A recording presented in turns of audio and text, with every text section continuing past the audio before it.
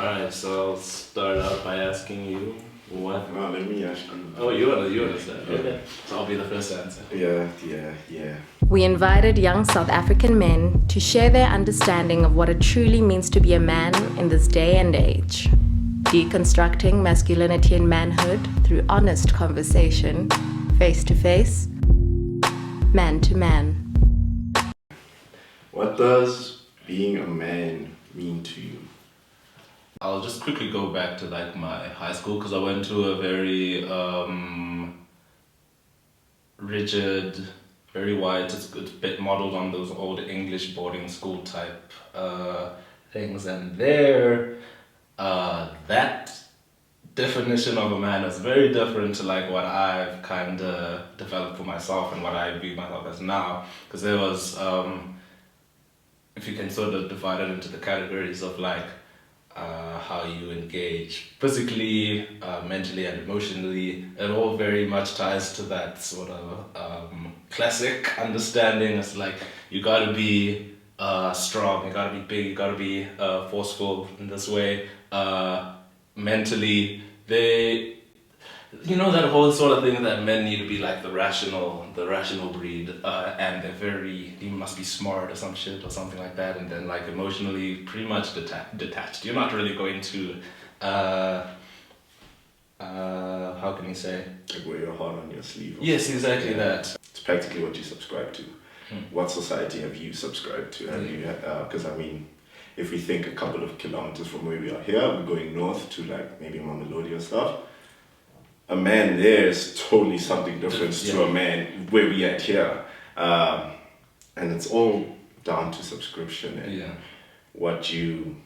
how you've constructed your environment literally and on your phone. So socially, social media and all of that. So it could be an array of definitions for this. So yeah, you got the staunch definition of a man who's supposed to provide for a girl, or provide for their lady, their loved one. And then you click onto your Twitter and then you're in a very liberal, or you've constructed a very liberal social media around you, and then a man is like 50-50 with their partner, never mind the girl. It's just the partner now, and then it's just maybe not providing, but like supporting emotionally, not physically, but I mean. Alright, the next thing. Masculinity is often seen as something that must be earned or proven. Pardon.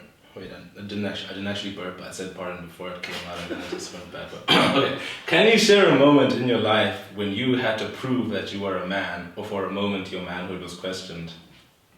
Yeah, I'll bring that down to like high school and like pre-adolescence, you know what I'm saying? So it's like random stuff, man, like fighting for no good reason, man, just because they're questioning your manhood. Your friends like, did you see what happened here? He's talking to your girl and stuff like the wildest things, man. And you actually sit back and think about it, like, was that really necessary at that time? So we like that's the example I'll choose for that specifically, is like actually fighting a guy for a girl. Dude. No, I can't think of any like one event in my life where I had to like defend my masculinity, but I can say that back in high school, it could be a combination of this and also just trying to fit in, but you start to develop like really shitty opinions that are quite intolerant of other people. And it kind of ties into your masculinity, because like masculinity kind of proposes that you set yourself on top of the hierarchy, women below you, gay people below, and whatever other identity that's deemed inferior. So you start to be very antagonistic towards that, and you just internalize that kind of thing without really thinking about why you believe that. And like, I wasn't raised in a home where that was encouraged at all.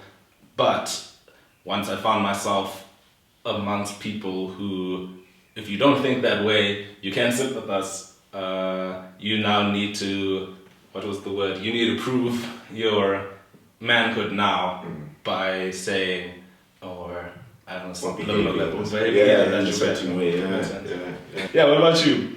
Would you say you ever internalized those kinds of views at any point in your life and then had to rework, or had you been? Yeah, straight out of high school, I'd say. I was like, I had actually went quite introspective on it because we did like jockey sports, soccer, rugby, and then I was like, damn, man, I was like the most open-minded rugby player you could get, dude, because there's a lot of toxic masculinity in the change room, and you'd imagine. I wasn't a sports guy, so I don't know. I can imagine. Yeah, you'd imagine it's like being in like a room full of just oaks, man. The disrespect that flies off the wall there. But like from that, and it was also up to me to probably challenge that. But I mean, in that environment, you can't be like, guys, try think about what you're saying. You'll just get shunned immediately. Oh my gosh, yeah. So it was probably straight after high school, and I was trying to change, consciously change how I'm speaking or change my mindset and what I'm processing from social media, from my immediate environment with people, sports teams, or like the arts.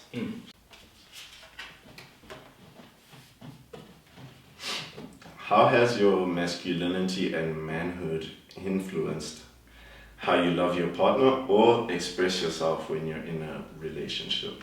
That's an interesting one. So I'm a lot more in tune with my emotional side, a lot more willing to listen than I once may have been. So I think the main thing is just having developed a certain level of emotional intelligence, and that's definitely impacted the way I love my partner, because I think a lot of men just kind of jump from one relationship to the next without really reflecting on like what went wrong or what they're dealing with from something that may have happened a while ago, and then it starts to manifest itself in the relationship in kind of damaging ways, and it's still happening. But I'm being a bit more like patient with myself when it does, and being more willing to address it. So I think just allowing yourself as a man to feel the full spectrum of like human emotions, and just being a person in general will affect the way you love your partner, because you're not just going with the same two-dimensional approach that you learn growing up, I suppose. I don't know. Yeah, I think the first thing that hits my cognitive thinking when like getting into a relationship or like starting one is providing, like straight up, like, yo, can I take care of you and can you take care of me? You know what I'm saying? And not just like holistically, I think now. So generally, first it was one-dimensional. Can I take care of you financially? Financially, yeah. You know what I'm saying? Exactly. Can I take care of you financially? If I can't, let's just leave it. You know, I check it like that. If I can't, let's leave it. I'm not going to force it. Yeah. But now it's like, can I take care of you on a holistic level? So it can be like, can we take care of each other financially? Can we take care of each other spiritually or creatively, or with whatever assets you're bringing to this relationship? Can I enrich that? You know what I'm saying? Can I be somebody who supplements it instead of like chopping it down all the time? So that's kind of what I'm in tune with now, and that's what I'm trying to be cognizant of when I'm about to start a relationship or getting into one. How do you feel about your relationship with your father? Oh man. This is always a funny question. Yeah, it's whack. whack. Look, man, my dad is still in my life, you know what I'm saying? But our relationship is like not great, you know, so it's like I can go a day and speak 5 words max. Yeah. 5 words max to the man, you know. So I wouldn't say it's bad. I mean, it's not great. Dude, yeah. You know, it's not where I'd like it to be. I won't lie, it's not where I'd like it to be. That's my chat as well, because it's like, all in all, he was a good father. He is a good father. But like he played the provider role, everything. But also, I don't know if it's really in his personality to want to engage with us like emotionally and all, because like growing up, if I had a problem, I'll speak to my mother about it. Dude, you know? That's big facts. Yes. That's facts. Same here. And it's like I don't resent my dad at all.